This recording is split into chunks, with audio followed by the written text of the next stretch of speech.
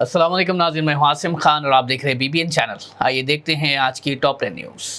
अमेरिकी सदर Donald Trump ने ईरान को सख्त वार्निंग देते हुए कहा है कि अगर अमेरिका को दोबारा जंग शुरू करने पर मजबूर किया गया तो ईरान का वजूद बाकी नहीं रहेगा।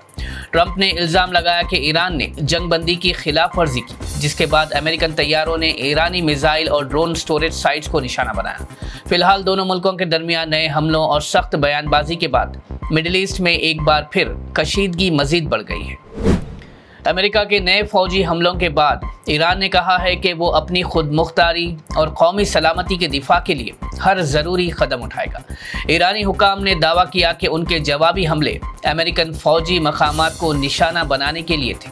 दूसरी तरफ बहरीन और कुवैत ने ईरानी मिसाइल और ड्रोन हमलों की सख्त मजम्मत करते हुए उन्हें अपनी खुद मुख्तारी की खुली खिलाफ वर्जी करार दिया।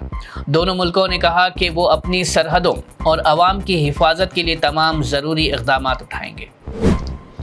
गाज़ा में खिदमत अंजाम देने वाली ऑस्ट्रेलियन ख़वातीन डॉक्टर्स ने एक वीडियो पैगाम जारी करते हुए कहा कि वो ये बयान इसलिए रिकॉर्ड कर रही है क्योंकि वो गाज़ा में किसी भी लम्हे मौत का शिकार हो सकते हैं।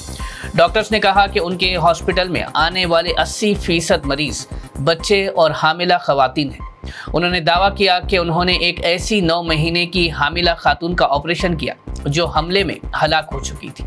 डॉक्टर्स ने दुनिया से अपील की कि गाज़ा में जारी तशद्दुद और इंसानी बहरान को रोकने के लिए फ़ौरन मुअस्सर इक़दाम किए जाए और बेगुनाह शहरियों, खासकर बच्चों और ख़वातीन की हिफाजत को यकीनी बनाया जाए।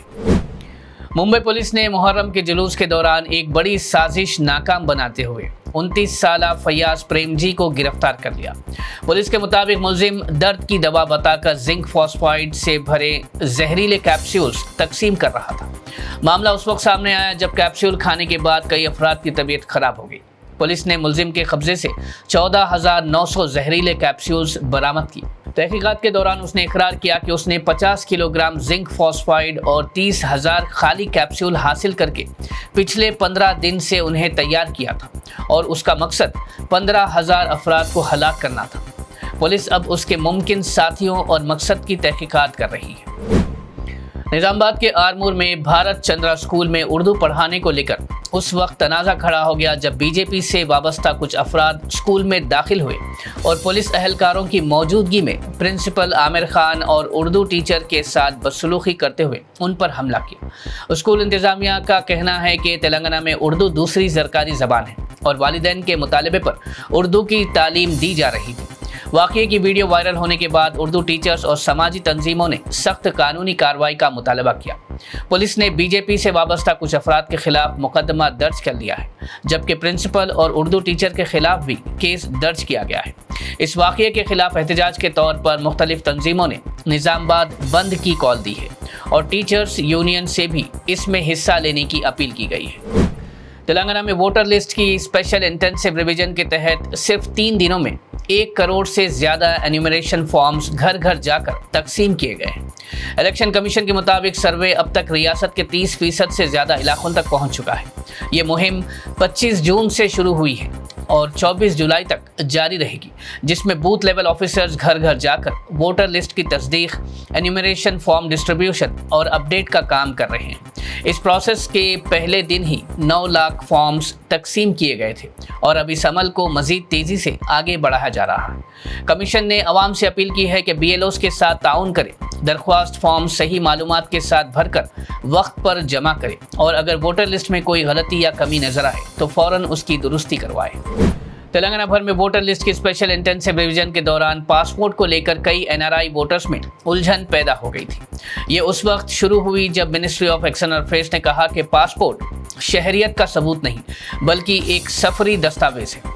इसके बाद इलेक्शन कमीशन ने वजाहत की कि इंडियन पासपोर्ट अब भी SIR के लिए कबूलशुदा 12 दस्तावेज़ों में शामिल है और वोटर लिस्ट की तस्दीक के लिए इस्तेमाल किया जा सकता है।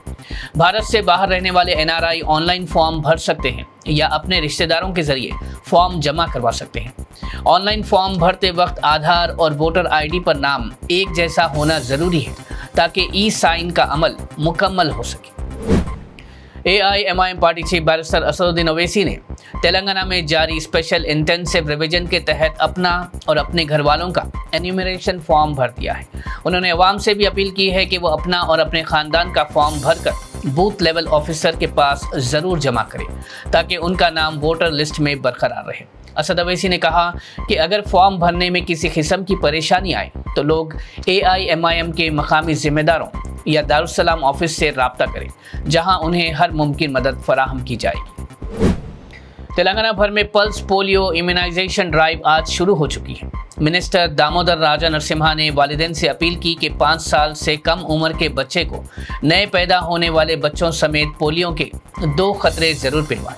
आज रियासत भर के पल्स पोलियो बूथ पर बच्चों को वैक्सीन दी जा रही है, जबकि 29 और 30 जून को हेल्थ टीम्स घर घर जाकर उन बच्चों को पोलियो के खतरे पिलाएगी। शहरी आबादी ज्यादा होने की वजह से 1 जुलाई को भी ये मुहिम जारी रहेगी।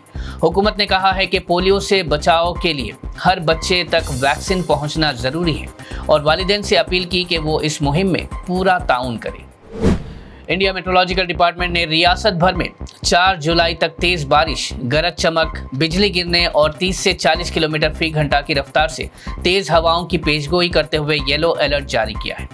हैदराबाद समेत मुख्तलिफ इलाकों में हल्की से दरमियानी और कुछ मकामात पर शदीद बारिश का इम्कान है।